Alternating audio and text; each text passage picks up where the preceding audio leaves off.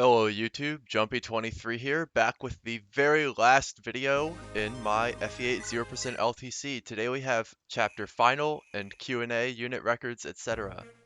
Final 1 is the last turn save in the run, and while it will look simple in the execution, this is the triumph of a ridiculous amount of long-term planning. Here is a list of things that I did just for this one turn save. I got Natasha to Ace Staves. I got the Chapter 14 Angelic Robe. I got the Brave Lance. I got the Chapter 15 Body Ring to get the Brave Lance. I promoted Natasha to get the Brave Lance. And I got the Chapter 5 Guiding Ring to promote Natasha. In order to one-turn this map, Cyrene needs to move 19 spaces to kill a White Guardian Leone. Cormag needs to drink a Pure Water, or get barriered, but I have no free sea staffers. Lastly, Cormag needs to move 20 spaces to attack Leone. This all requires a dance and 3 movement staves, 2 of which must be warp. That's why I needed warp Natasha. If you skip the chapter 14 Angelic Robe or give it to someone else, there's a chest on the right with another. Renat can actually get that, convoy warp it, and have Cormag use it on turn 1, but it costs a single turn. I just used the last rescue use of the run. We end up with 1 left over, but I couldn't find how to get any value out of it. It might be helpful in chapter 18, but then I'd have to Hermern rescue in chapter 19, and I didn't have any free sea staffers there. Natasha moves 6 tiles here, but it's actually possible to do this chapter with unpromoted Natasha, as long as she has warp. You just do a slightly different setup where Natasha stands where Cormag stood, but since I had to promote Natasha for the Brave Lance, it's a moot point. It might seem like we're lucky that this guy's holding a killing edge, because it helps Cyrene just barely kill him with weapon triangle advantage. However, if he had had a Steel Lance like his buddies, I would just use Tana instead, because she can double a weighed down white. Turning animations on for this boss kill, of course. It's one of the funniest in the run. The Brave Lance is the only way for Cormag to one-round Leone without a Pierce crit, but he has to survive a counter from Leone's 55 magical attack at 100 hit, and Cormag has dog shit res. He needs both Angelic Robes and a Pure Water for this, although he doesn't need the Talisman that he used for reliability in Chapter 18. And the fact that Cormag got to level 15 really paid off here. The boss strat, as you can see, was 3 out of 4 Pierce at 15% Pierce, which is not very reliable, but it just happens that there was that early RN string which worked out and required at least level 15 Cormag. If he were level 14, I would have to burn nearly 500 RNs for the next workable string. GBA Fire Emblem had this obsession with making a pretty good and cool final map, and then once you beat it, you get a second lame and shitty final map. Foam Ortiz is a fairly annoying boss to kill because of his 19 AS and 36 defense, but the map is not too interesting, especially when using Super Cormag. Your deployment positions on Final 2 are determined by the deployment order on Final 1, but it didn't even bother messing around with them in preps because they barely end up mattering. Cormag's Pierce will once again be our main damage dealer. He doesn't survive a round of combat against Foam Ortiz unless he's ingested both Speed Wings.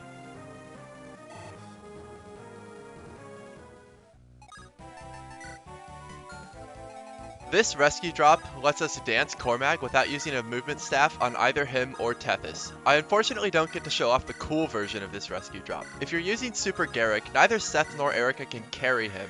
Instead, you use Ephraim and La Rochelle, who has a unique deployment slot below Ephraim on this map, like Seth does for Eirika. I guess someone at Incest was an Ephraim La Rochelle shipper. Let's not think too hard about what that means for Eirika and Seth. Duessel is the fucking man. He is literally the only cast member who can survive a round of combat against Foam Ortiz without using any stat boosters, and we love him. His hit sucks though because of Foam Ortiz's high speed and annoyingly high luck. I guess I forgot this combat when saying that Garm was only used in Chapter 15. It's absolutely essential for one-turning Foam Ortiz. Joshua contributing all the way through Final 2 by, burning RNs. I had a fun idea when I noticed that 2x Cormag plus Duessel left Foam Ortiz at exactly 1 HP. I originally gave this kill to Seth, but you all voted and Eirika was the clear winner. So while Seth and Ephraim participate in the rescue drop, she gets to humiliate Foam Ortiz, grabbing the kill on the final boss with her impressive prologue bases of 6 strength and getting killed 4 times over on the counter. This is her first kill since Chapter 2.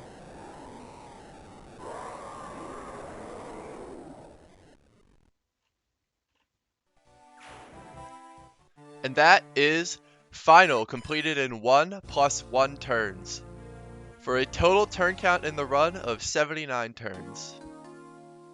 Now let's move into the Q&A. You guys asked a lot of questions, which I appreciate.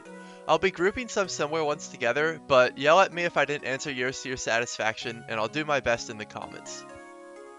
Rick Perry's Come asks, could you save turns if you allowed Pierce crits? By the way, I just want to say some really good usernames that asked me some questions. I said in the intro video that I would save 1 turn with Pierce crits, but I actually managed to route that out. It was the Pierce crit on Leon. So actually, as far as I can tell, Pierce crits don't save any turns. Hooray! I asked myself, okay, but how many turns does Pierce save? Pierce saves 2 turns. 1 in Final 1 and 1 in Final 2. Let's look at the other places I used Pierce. Vagard, Kylak, and Riev. Vagard has exactly 10 luck, so with the Chapter 5 secret book, Cormag could crit him with the heavy spear. Riev, I can crit with the spear if I'm not using Pierce, because I don't need to get the Brave Lance. Kylak, I could hit on enemy phase 2 with the spear to chip him into range of the 4x Axe Reaver kill, and I actually tried to do this, but it was annoying to rig. It would have been better if I had optimized the reliability better on Chapter 15, but I didn't. As for the final maps, a 2-turn of Fomortiz is definitely possible and fairly reliable, with Duessel doing 42 damage per turn with Tethys, Cormag doing 12 a turn, and then Seth chipping it in. A 2-turn of Final 1 I'm pretty sure is possible with the Chapter 5 book giving Cormag 1 crit on Leon, and then a quadruple 1% Vidofnir crit while dodging every attack on enemy phase. There is probably something more reliable than this, but anyway, I don't care to prove it. I asked myself, what turn count could you have gotten with Super Garrick? Lowres asked, Super Cormag might be better than Super Garrick, but he has to use Vidofnir, so is he really better? And Bad Poster 69 asked, curious when you realized you were planning a Super Cormag route, and how that came about. With Super Garrick, I could have had 82 turns. I can save turns over Graded Stick in chapters 9, 11, and 17, but the rest of my turn counts would have matched his. As a corollary, this means that even with Pierce banned, Super Cormag saves 1 turn over Super Garrick. You would save turns in chapters 15 and 16, and then lose a turn in Final 2. To directly answer Lowres's question, this means Super Garrick is better. As for when I decided to switch to Super Cormag, originally I thought that a 10-move unit only saved 1 turn in chapter 16, and I didn't want to reroute the entire game for that. Then Eirika told me that they could save a turn in Final 1, and that's when I decided to roll with Super Seth, actually, for the greater reliability throughout the game with his huge skill and luck. But when I got to chapter 11 and realized that Cormag could save a turn there as well, I pivoted to Super Cormag. This turned out to definitely be the right decision because he saved another turn over Super Seth in chapter 15. I asked myself, what turn saves do you see in the future for this category? And Lilio asked, were there any single chapter turn saves that would work within 0% growths that I wasn't able to implement in this run? Like needing a particular promoted unit, but in a full game run I couldn't get them to promotion, etc. There are 2 that immediately come to mind. You can definitely 4-turn chapter 8 with promoted Franz, but good luck doing the rest of the mid-game with him, let alone getting him to promotion while also training Ross. The other is you can probably 4-turn chapter 18 with Warp Saleh, or maybe Warp Artur alongside Natasha and Boulder, but hitting that seems pretty tough/impossible without grinding. These are the only turn saves that I can see for this category at all. I'm pretty confident I was close to the turn floor elsewhere, but I'm sure someone will come along and shock me at some point in the future. Nicolo asked, how did you plan the run? I can't imagine making a strategy by checking each map individually, but I struggle to think how you can make a plan looking at the game in a vacuum. Lolo asked, this playthrough used more weapon break strats than I've seen any other run use. What was your process in integrating them? Did you plan the run linearly, then any time you saw where a weapon break could be used, go back and reroute some combat? And Garrett asked, which is harder, coming up with individual chapter strats or fitting those strategies into one run? It's fairly easy to map out simple chapters just by counting tiles on Fire Emblem WoD. This at least gives you some idea of what investments you need. For example, this is how I knew that I wanted Warp Natasha for Final 1. I definitely did also read off Kiwi and Graded Sticks notes to give me an idea of what kind of investment they needed and decide if that was important for myself. For example, Adhulma Seth in Chapter 18. However, it's so much harder to map out long chapters with a lot of combat, so I mostly didn't do it like this, except for some simple tile counting type stuff to determine a very basic turn floor. Then I shot for that floor and tried not to give up. While doing the run, if I discovered a turn save that I thought was possible with different investment, I went back and rerouted my investment to make it so. Because GBA is deterministic, it does take a lot of the pain out of replaying chapters, but it definitely still isn't great. The most I ever had to replay to fix bad investment was 7 chapters, which happened 3 separate times. Once for Natasha's staff rank, once for Tana's XP, and once for Cormag's second Seraph robe. But there were many times I had to replay a chapter or two, like setting up weapon breaks. I actually didn't have to set up my weapon breaks in chapters 14 or 16 though, because I just happened to have the right weapon in the convoy. Well, when a javelin got to a small number of uses, I kept it around just in case. It's kind of funny to me though that Lola would ask about weapon breaks because, from my perspective, I see all of the places that I didn't incorporate them and I should have. For example, breaking a javelin on the Gorgon boss on turn 3 of chapter 18 to equip the Vidofnir would have majorly boosted reliability there rather than letting her live till turn 4. And breaking the Silver Lance to equip the Axe Reaver on turn 1 of chapter 15 would have been a huge boon there as well. The truth is that I just didn't add enough weapon break strats because they take more brain power to set up, and I preferred to rig unless it got too bad, which I kind of regret in hindsight because they're damn cool. At least in FE8, coming up with the individual chapter strats was absolutely the hard part. The long-term goals in this playthrough were fairly lax, with only 2 exceptions. Natasha's and Sally's staff XP were both a bitch to get to their benchmarks in time. For the most part, the difficulty of setting up weapon breaks, promoting units, etc. is mostly just realizing too late that you have to do it, and then having to replay. Finding the new route that accomplishes the long-term goal you want is generally not too bad, at least on 0% where there are fewer long-term goals to juggle. Boyo asks, what was the single least reliable enemy phase? Calculating enemy phase reliability isn't really something that I did except by feel, so I can't definitively answer this question.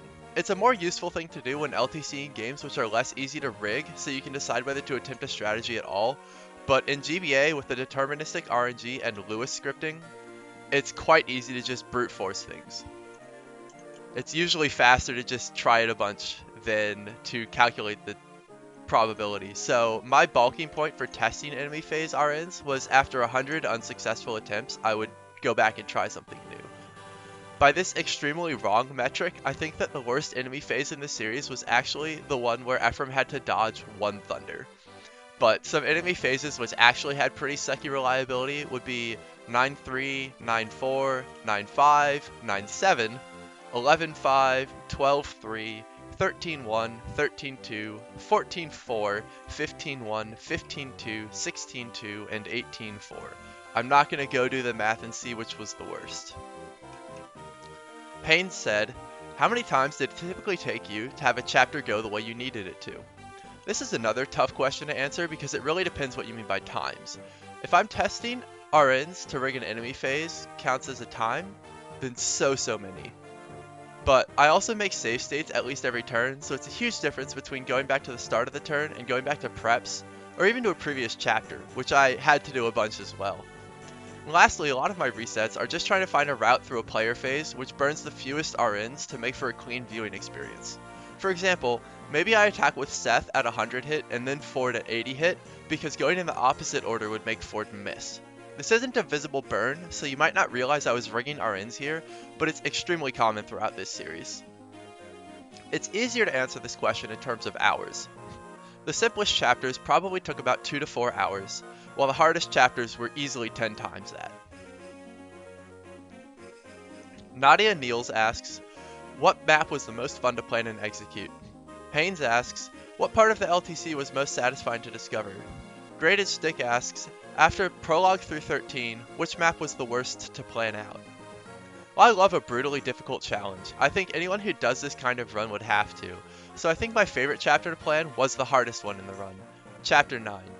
I did do half of the planning back in September when I uploaded the IL, but enough changed to make it fairly fresh again, and still, nothing beats the rush of the very first time that I clicked Seize with Ephraim on turn 8.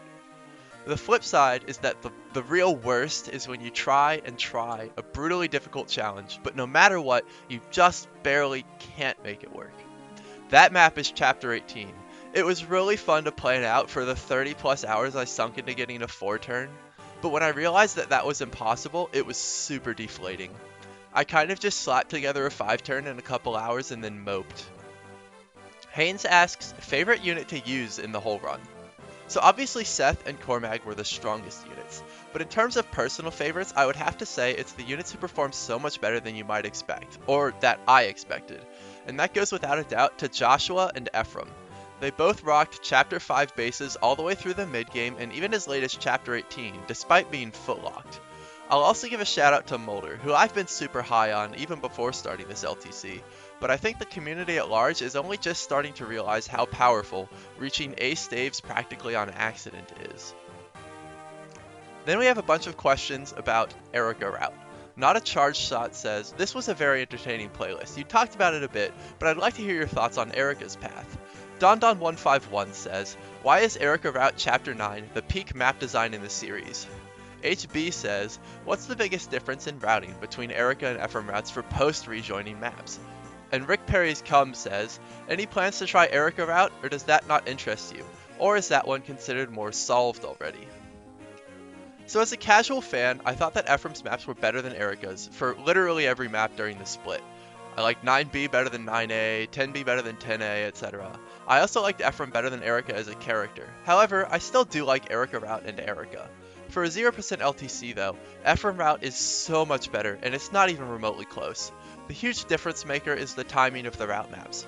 F Route gives you route maps on chapters 11 and 13, after you've picked up Duessel, Cormag, Duessel, etc.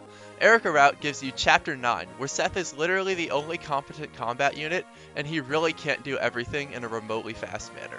And then it gives you chapter 12, where you really want to have strong flyers, but you haven't been given Cormag yet. Chapters 10 and 13 are also pretty cringe, because you lose a total of I think 7 or 8 turns to the full recruitment objective, as opposed to F0%, where I don't think full recruit costs a single turn. To directly address DonDon's question, as we all know, the only problem with Seth is that he can't be in 2 places at once, and good FE map design reduces juggernauting. So by giving you 2 areas on opposite corners of the map, with high combat requirements, we reduce Seth's juggernauting. Unfortunately, IS forgot to actually give you any good units other than Seth for this map. So the reward for suffering through all of Eirika Route is the answer to HB's question.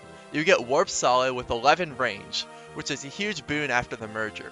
However, he doesn't actually save many turns. Jelly saved only 1 turn over my run post-merge, in Chapter 16, which was as much thanks to the different deployment positions as to Warp Solid, although she couldn't have gotten a 2 turn there without Warp Solid. The rest of her turn counts matched mine, although maybe you could save a turn over her in Chapter 18. All of this culminates in me not really wanting to do Eirika 0% right now, if ever.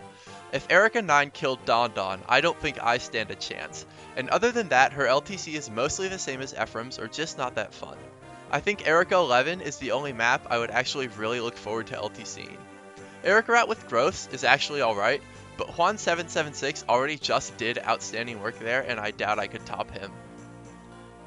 FLR asks, is there any theoretical benefit to using Valni in some form? And Swift Duessel asks, would there be any possible turn saves if this was a displayed turn count type of run, where the Tower of Valni encounters didn't take up turns? If Valni turns count toward the final turn count, it's a pretty easy no, even in 100% growths. Sacred Stones just isn't starved enough for XP for this to ever be worth it, especially since you can't get XP in Valni in 1 turn, or not much. But if Valni turns don't count, like Swift Duessel's question, pretty easy yes. There are some rare item drops in Valni at super low % chances. Most notably, promoted enemies have a 1 in 10,000 chance of dropping boots. Forsetti asks, the Japanese version has a droppable Berserk staff that is basically impossible to get in the English version. There aren't many turns to save after that point, but would Berserk potentially have any use in this run? If Berserk is useful anywhere, it would be Chapter 18. Having another unit or two, especially the Shadow Shot Gorgon, to break eggs could be a significant help. The big struggle would actually be berserking anything. It's a B rank staff, so Solly can't use it yet, and Mulder and Natasha are both really far from the action and busy warping. But bringing Berserk there for a 4-turn could be worth checking out, except I'm not sure how to get it without losing turns in Chapter 15. It's turn safe for the next run, maybe. Of course, in the actual Japanese version, there are many other impactful version differences, so the Berserk is harder to speculate. Thunderjolt, now we're getting to the fun questions. Thunderjolt asks, after Chapter 3, you deployed Nami in Chapter 7, and you never deployed Gilliam. Does that mean that Nami is better than Gilliam? We're really splitting hairs between the 4th and 5th worst units in the game, above Marissa, you, and Amelia, of course. But in this purely academic exercise, I think Gilliam is probably slightly better. In terms of pure LTC contributions, I rate his feeding of Ross in Chapters 2 and 3 only a bit lower than Nami's Ballista strat. But if some demonic possession led you to actually invest in these units, Lance Locke is better than Bowlock. Flame Tix asks, what is your favorite FE8 song? Takes me forever to confidently pick a favorite, so I'm not going to. But without looking back over the OST, I always liked Truth, Despair, and Hope, which is the post-merge map theme, and I sing it in the shower sometimes.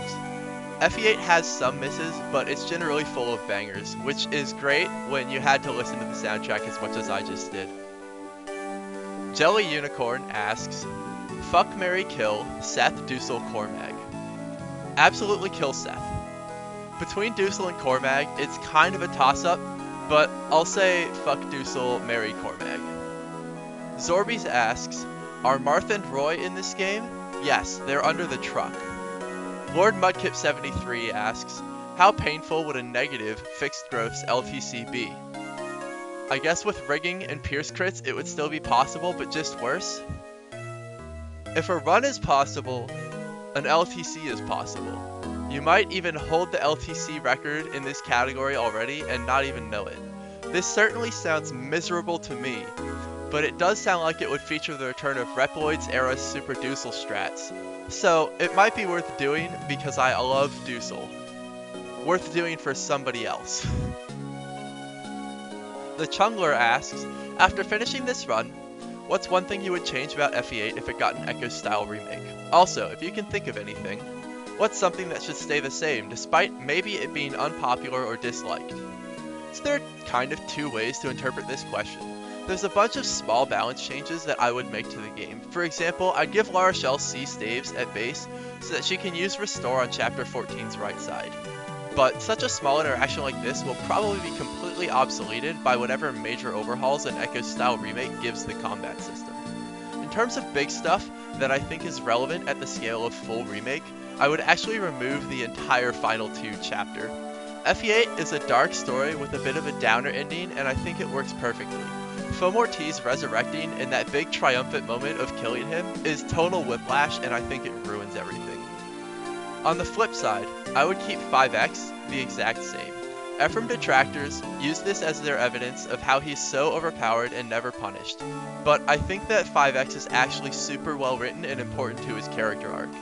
Ephraim is a genius, whose flaw is that he has massive blind spots. He's correct about what things he considers, but he ignores important things entirely. You can't best him on the battlefield, and he knows this, so he thinks he can never lose. But the fact that he chose irrelevant-ass Fort Rinval to be his battlefield in the first place, while letting Castle Renee fall, is his punishment. Last question. Emmett asks, are there any future plans? Do you think you'd take a crack at any other game with this format going forwards? Haynes asks, do you plan on doing other LTCs in the future? And Gordon asks, do you have any plans to go beyond A tier?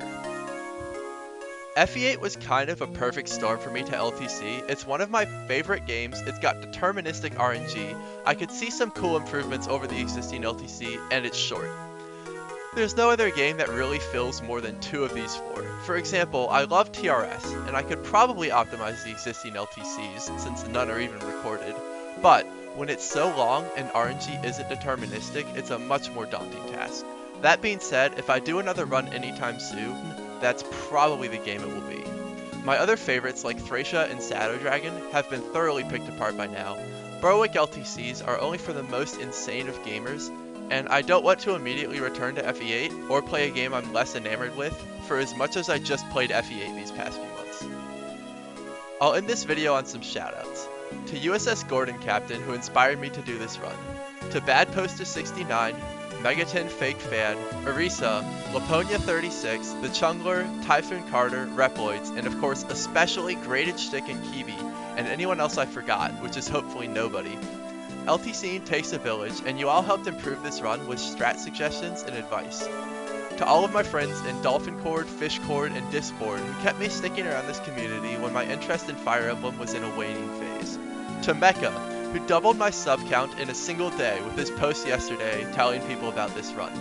And lastly, of course, to you the viewer for watching and commenting on videos.